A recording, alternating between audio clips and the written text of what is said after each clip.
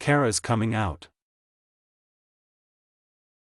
Once upon a time, in the year 2983 AD, far away on the planet Orando in the Vala 3-star system, the Golden Witch attended the royal wedding between Princess Projector Windsor and Val Armor. After the wedding, she traveled back to 1983 AD through the time barrier. During this trip, she was still thinking about the ceremony and remembered the conversation with her cousin Cal when she told him she's thinking about giving up her Supergirl identity to live the life of an ordinary woman, with a husband and children. Also the conversation with Quirrell, as she once told him that she cannot cope with being a part-time Legionnaire until she gets her life straightened out, but she may return someday and maybe they can pick up where they left off. When she met him again at the wedding, she had serious trouble controlling her heart rate, with all the pointy-eared people around her. Because she not only traveled through the time barrier, but also flew through space back to Earth, her mind completely elsewhere, the accident occurred. She took a wrong turn and unexpectedly found herself hundreds of light years away from Earth when, with Brainy in her mind, she collided with a green kryptonite meteor. Drake's helmet came to her mind before she lost consciousness. She awoke with amnesia on an alien planet called Macker. Someone who introduced himself as Soccer and seemed strangely familiar for her, took her hand to assist her in her recovery. This developed a closeness that she enjoyed so much that they soon married. After an attack by Nax, an intergalactic mercenary, with his annihilator which attacked her molecules, she began showing signs that the battle had taken a serious toll on her. The following night, she sleepwalked, quietly changed her clothes, unconsciously took the round Haku, a wedding anniversary gift that recorded the thoughts of his beloved, and disappeared without a trace. In 1983 AD, while enjoying the dawn, she sat on a rooftop in Chicago, certain she had spent the entire night searching for brains. Days later, during a recent battle with Black Star, an aftershock had jolted her mind, and her forgotten original memories returned. It was a tremendous shock that threatened to overwhelm her. She debated whether it was due to influence from her opponent.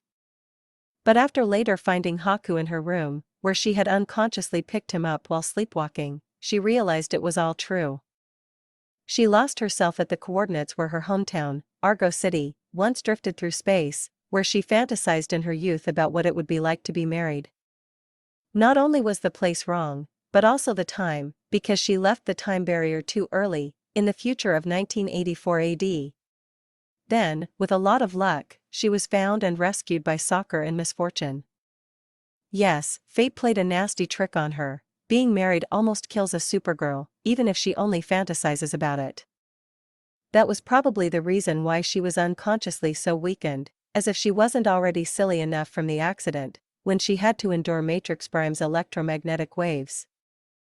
The sun of Macker wasn't obviously enough to completely free her from the green kryptonite radiation. First green kryptonite radiation, then electromagnetic waves, and shortly afterwards Reactron's new type of radiation. And again against Matrix Prime while she's still infected with Reactron's radiation fever. All of this led to her being cloned and having trouble defeating her replicants. For months, she tried to find a way to tell her husband what had happened. That she married him by mistake because she unconsciously mistook him for Brainy. Also because he handled force shields, too. This familiarity led her astray. But she couldn't and didn't want to tell him that, so as not to hurt him. She felt so strongly how much he loved her. It helped that she couldn't travel to 1984 AD, to his home planet. Cal told her how he collided with himself through the time barrier, twice, once as Superman, just a few months ago. As he did years ago as Superboy. Time paradoxes had to be avoided, there were already enough ugly decals of her. She also wanted to avoid flying through a cloud of red kryptonite dust again. That 1,000,000-to-1 accident had been enough. Who knows how long she would then live with Soccer. So she decided to send a message via Haku, hoping to avoid a forced conversation if he found her. In doing so, Death unconsciously approached her. Interesting story. But why the hell does all this seem so familiar? Asked Kara of New York City. Why do I feel like I know the Legion of Superheroes personally, so much so that in some waking dreams they have erected a statue with my face as if I were dead?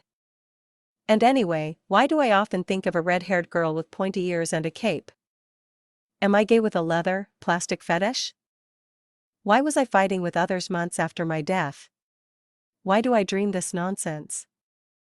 But most importantly, why do I see myself as a spirit that helps other supergirls? Besides my nude dreams of strolling naked through Gotham City. To attract red-headed girls? Shaking her head, she placed her winter solstice gift, Marriage is Fatal for Supergirls, from Dick on her nightstand and went out into the evening, strolling a few blocks to clear her head. There, she encountered a strange D-man whom, in his opinion, only she could see and hear. After reprimanding him for not being so selfish, she ultimately reminded him. We don't do it for the glory. We don't do it for the recognition. We do it because it needs to be done. Because if we don't, no one else will. And we do it even if no one knows what we've done. Even if no one knows we exist. Even if no one remembers we ever existed. She reminded him that even though he is dead, he is still human, and he should rejoice because it means his spirit is still alive. And walked away, disappearing around the corner. To then be finally freed from the realm in which her spirit was trapped after her body died. To be back in action.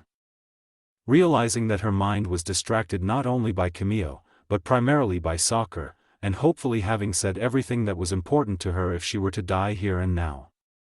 She volunteers herself to once again fight the Anti-Monitor.